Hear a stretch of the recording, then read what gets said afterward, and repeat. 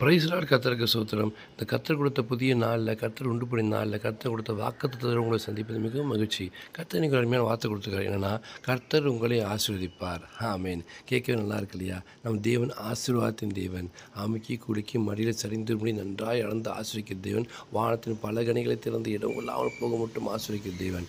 கர்த்தர் என்ன சொல்கிறாருன்னா, நான் ஆசைத்திலும் பெருக பண்ணுவேன், நான் ஆசீர்வாதத்தின் பெருமைப்படுத்தி ஆசீர்வாதமாக இருப்பேன்னு சொல்லி அநேக வாக்குத்தத்தமான வசங்களை வேதத்தில் உங்களுக்கு எனக்கு கொடுத்துருக்காரு. வேதத்தை படித்து பார்த்தோம்னா அநேக ஆசீர்வாதங்கள். ஆபிரகாம் கொடுத்த ஆசீர்வாதங்கள் பார்த்தீங்கன்னா, வானத்தின் நட்சத்திரங்கள் போல பெருக பண்ணுவேன், கடற்கரை மனதை போல பெருக பண்ணுவேன்னு சொல்லி அப்படியே ஆசீர்வதிச்சார். ஆபிரகாமின் ஆசீர்வாதம் ஆடு மாடுகள் பார்த்தீங்கன்னா பூமி கொள்ளாத அளவுக்கு, தாங்க முடியாத அளவுக்கு, அந்த அளவுக்கு மிகுதியாக இருந்துச்சான். அந்த ஆபிரகாமின் ஆசீர்வாதம்லாம் கிறிஸ்து இயேசுக்குள்ளாக உங்களுக்கும் எனக்காக வருகிறது. சந்ததியாக ஆசீர்வதிக்கிறார். இயேசுக்கு கர்த்தருக்கு பிடிச்ச வேலை என்னென்னா, உங்களை என்னை ஆசீர்வதிக்கிறது தான். இஸ்ரவேலை ஆசீர்வதி கர்த்தருக்கு பிரியம்னு சொல்லியிருக்கா இல்லையா? அப்படி பிரியமான வேலை செய்கிறத விட கர்த்தருக்கு வேறு என்னங்க வேலை? உங்களை என்ன நிச்சயமாக ஆசீர்வதிப்பார். சூழ்நிலைகள் எப்படி வேணால் இருக்கலாம், சந்தர்ப்ப சூழ்நிலைகள் இருக்கிற நிலைமைகள் எப்படி வேணா இருக்கலாம். ஆனால் அதை பற்றி கவலைப்படாதீங்க. கர்த்தர் ஆசீர்வதிப்பேன்னு சொன்னார்னா நிச்சயமாக ஆசீர்வதிப்பார். உதாரணத்துக்கு பார்த்தீங்கன்னா, ஈசாக்கு கர்த்தருக்கு வார்த்தையின் பிரகாரமாக ஒரு தேசத்து தங்கியிருக்கான். அந்த தேசத்தில் இல்லாமல் வெளியே போனால் ட்ரை பண்ணுறான். ஆனால் நான் சொல்கிற தேசத்தை நீ குடியிருந்து கர்த்தர் சொன்ன வார்த்தையின் பிரகாரமாக அந்த தேசத்தில் குடியிருக்கான். அந்த தேசத்தில் பார்த்தீங்கன்னா மிகவும் பஞ்சமாக இருக்குது. அந்த நேரத்தில் அவன் விதைகளை விதைத்து விவசாயம் பண்ணுறான். சாதாரண விவசாயம் பண்ணாலே 1 மடங்கு 2 மடங்கிறது பெரிய விஷயம்.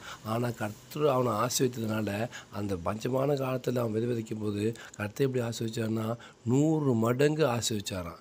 100 மடங்குனா எப்படி? 1 மூட்டை நெல் வச்சாங்கன்னா 100 மூட்டை நெல் கிடைக்கிற மாதிரி. எவ்வளோ பெரிய ஆசீர்வாதம். அதுக்கு காரணம் கர்த்தர் சொன்ன வார்த்தையை கேட்டு அவர் கீழ்ப்படிஞ்சு அவன் சொல்கிற இடத்துல இருந்தான்.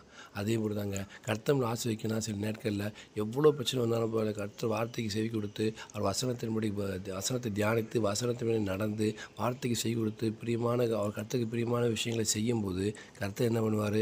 நிச்சயமாக ஆசீர்வதிப்பார். 1 மடங்கு 2 மடங்கு இல்லைங்க, 2 மடங்கு ஆசீர்வதிக்குது, 100 மடங்கு ஆசீர்வதிக்குது, 1000 மடங்கு ஆசீர்வதிக்குது, கோடாக பெருக செய்கிற தேவன் நிச்சயமாக அவங்க கூட என்னை ஆசீர்வதிப்பார். அதனால் சூழ்நிலை கண்டு இப்போ இருக்கிற நிலைமையை கண்டு எதை பற்றி யோசிக்காதீங்க. கர்த்தர் நிச்சயமாக ஆசீர்வதிப்பார். வியாதியிலிருந்து விலக்கி ஆசீர்வதிப்பார், கடன்லேருந்து விலக்கி ஆசீர்வதிப்பார், தரத்திலிருந்து விலக்கி ஆசீர்வதிப்பார். எல்லா சோதனைகள், வேதனைகள், பாடுகள், உபத்திரவங்கள், கண்ணிகள், கவலைகள் எல்லாவற்றிலிருந்து விடுதலையாக்கி உங்களை என்னை ஆசீர்வதிப்பார். இந்த நாள் ஆசீர்வாதத்தின் நேரம். கர்த்தர் உங்களை ஆசீர்வதிப்பாராக. விசுவாசமாக இருங்க, நிச்சயமாக ஆசீர்வதிப்பார். ஆமென். God bless you.